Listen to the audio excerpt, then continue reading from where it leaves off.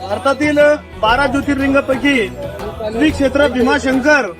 या पावन दरबारामध्ये आज विशेष सेवेकरी श्री क्षेत्र राजूर तालुका जिल्हा जालना यांच्यातर्फे बेलाचे रोप शिवभक्तांना वाटप करण्यात आलं आहे। आणि ये जग रहे या ना रहे, रहेगी